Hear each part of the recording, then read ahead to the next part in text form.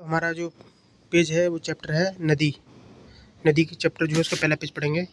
Question है, उत्तर प्रदेश की नदियों को 3 भागों में विभाजित किया गया है। याद रखना, उत्तर प्रदेश की नदियों को 3 भागों में बांटा गया है। कौन सी हैं? एक तो हिमालय से निकलने वाली नदी, मैदानी भाग से निकलने वाली नदी और प्रायद्वीपीय पठार से निकलने वाली नदी। हिमालय से, मैदान से और प्रायद्वीपीय पठार से निकलने वाली नदियाँ। हिमालय से निकलने वाली नदी कौन सी हैं भाई?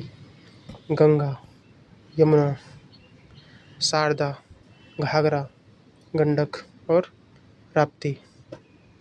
कौन सी हैं? गंगा, यमुना, शारदा, घाघरा और गंडक, राप्ती।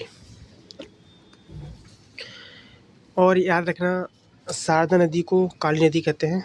शारदा काली है, शारदा लड़की कैसी है? काली है। और घाघरा सरयू, ठीक है, जानते हो आप। फिर से एक बार देख लेते हैं, हिमालय से निकलने वाली नदियाँ गंगा यमुना साथ निकलती हैं, ठीक है, साथ में शारदा, घाघरा और गंडक और राप्ती, ठीक है, और शारदा को काली नदी कहते हैं। अब मैदानी भाग से कौन सी नदियाँ निकलती हैं? तो ये होती हैं गोमती, वरुणा और सई। गोमती, वरुणा हमेशा सई कहती हैं, ऐसे याद कर लो। गोमती, वरुणा हमेशा सई कहती है और मैदान में रहती हैं। तो मैदान से निकलने वाली नदी कौन सी होगी? गोमती, वरुणा, सई। अब प्रायद्वीपीय पठार से कौन सी नदी निकलती हैं? प्रायद्वीपीय पठार से निकलती हैं वैसी वाली जो यमुना की सहायक हैं, जैसे चंबल, सिंध, बेतवा, केन, टोंस, सोन और रेहंद। रेहंद नदी कहाँ से निकलती है? प्रायद्वीपीय पठार से, ठीक है। चंबल, सिंध, बेतवा, केन, टोंस, सोन और रेहंद प्रायद्वीपीय पठार से निकलती हैं। नेक्स्ट, जो हमने अभी नदियाँ पढ़ी हैं ना, इनमें से मैक्सिमम नदियाँ गंगा की सहायक नदियाँ हैं, ठीक है। अब आगे देखते हैं। मुख्य नदी तो गंगा ही है, बाकी तो अप्रत्यक्ष रूप से गंगा की सहायक होती हैं।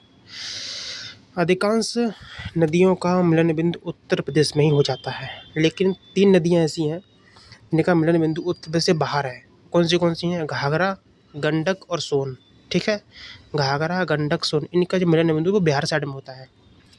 देखते हैं अब सबको। एक चीज़ याद रखना, जो बहुउद्देशीय नदी घाटी परियोजनाएं होती है ना, सरकार जो बनाती है, ये बहुत सारे उद्देश्यों को पूरा करने के लिए बनाई जाती हैं, नदी के किनारे बनाई जाती हैं। तो उद्देश्य कौन से होते हैं थोड़ा देखें शॉर्टकट में। जैसे सिंचाई के लिए, जल विद्युत उत्पादन करने के लिए, बाढ़ पर कंट्रोल पाने के लिए, पेयजल आपूर्ति, जल प्रदान करने के लिए, ठीक है, नाव चलाने के लिए, मछली पकड़ने के लिए, पर्यटन के लिए, जल संरक्षण के लिए। तो ये बहुउद्देशीय नदी घाटी परियोजनाएं बहुत सारे उद्देश्यों को पूरा करने के लिए बनाई जाती हैं, जैसे उद्देश्य मैंने आपको बता दिए। नेक्स्ट, अब देखते हैं यहाँ पे। पहले हम देखेंगे हिमालय से निकलने वाली नदियाँ। पहली है गंगा नदी। अगला जो हमारा पहली की नदी है वो है गंगा, जो हिमालय से निकलती है। देखते हैं, पहले हिमालय की बड़ी नदी देख लेते हैं।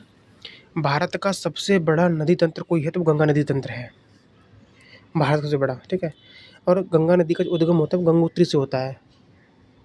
जहाँ से ये गंगोत्री से निकलती है तो उसे क्या कहते हैं? भागीरथी नाम से। गंगोत्री से निकलती है तो इस धारा को कहते हैं भागीरथी, ठीक है। और गंगा को क्या क्या कहते हैं? भागीरथी कहते हैं, सुरसरी कहते हैं, पद्मा कहते हैं, पवित्र नदी, मुक्तदायिनी, प्राणदायिनी कहा जाता है, ठीक है। अब देखो, देवप्रयाग में जब अलकनंदा और भागीरथी मिल जाती है ना, देवप्रयाग में जब अलकनंदा और भागीरथी मिल जाती हैं, उस धारा को कहते हैं गंगा। गंगा नदी की उत्तर प्रदेश में लंबाई है 1450 किलोमीटर और गंगा नदी का सर्वाधिक भाग उत्तर प्रदेश में ही है, 1450 किलोमीटर। और राज्य में सर्वाधिक गंगा का तट, सबसे लंबा तट कहाँ पे है? बदायूं में, 133 किलोमीटर, बदायूं में 130। गंगा में दाईं ओर से मिलने वाली उसकी सहायक नदियाँ, राइट साइड से नदी मिलती है वो है यमुना, टोंस, सोन और कर्मनाशा। यमुना, टोन, सोन, कर्मनाशा, यमुना, टोन, सोन, कर्मनाशा। और गंगा के बाईं ओर से कौन सी मिलती है? रामगंगा, घाघरा, गोमती, गंडक। ट्रिक से याद करेंगे, बाईं ओर से कौन सी मिलती है?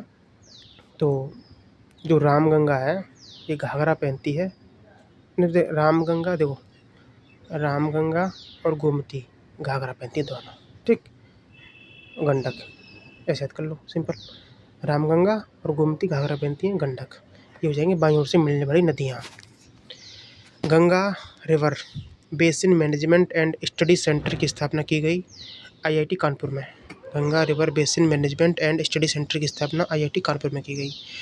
गंगा नदी उत्तर प्रदेश में बिजनौर से प्रवेश करती है और बलिया से बाहर निकल जाती है, ठीक है भाई।